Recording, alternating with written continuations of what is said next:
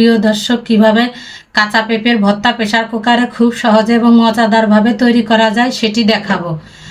কাঁচা পেঁপেগুলো আমি কেটে পরিষ্কার করে ভালোভাবে ধুয়ে নিয়েছি। এখন প্রেসার কুকারের ভিতরে ঢেলে দিলাম।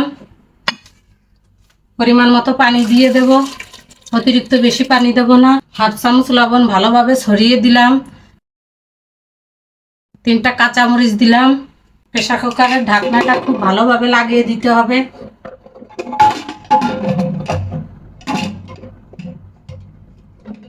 চুলাটা অন করে দিলাম। এভাবে 4 থেকে 5টা হুইসেল দিয়ে নিতে হবে।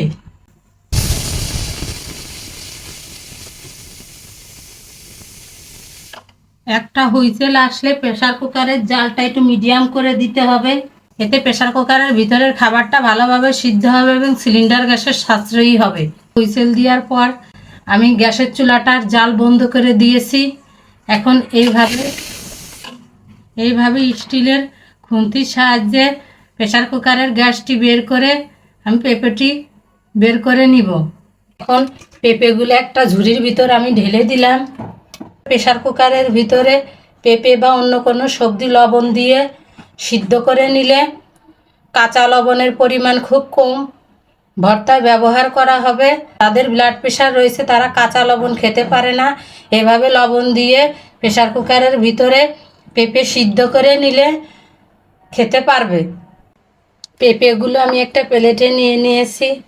পেঁপে সিদ্ধের ভিতরে আমি লবণ দিয়েছিলাম, এই কারণে আমি অল্প পরিমাণে লবণ দিলাম। এভাবে পেঁপেগুলো আমি একটা চামচের সাহায্যে ভেঙে নিলাম। এখানে শুকনো মরিচ, ভাজা শুকনো মরিচও ব্যবহার করা যায়, কাঁচা মরিচও ব্যবহার করা যায়। আমি একটা পেঁয়াজ কুচি করে কেটে নিয়েছি। 1 চামচ সরিষার তেল দিয়ে দিলাম। ভালোভাবে পেঁপে ভর্তাটি মাখিয়ে নিতে হবে। কাঁচা পেঁপে ভর্তাও খেতে খুবই অসাধারণ হবে যদি সামান্য পরিমাণে একটু চিনি দিই।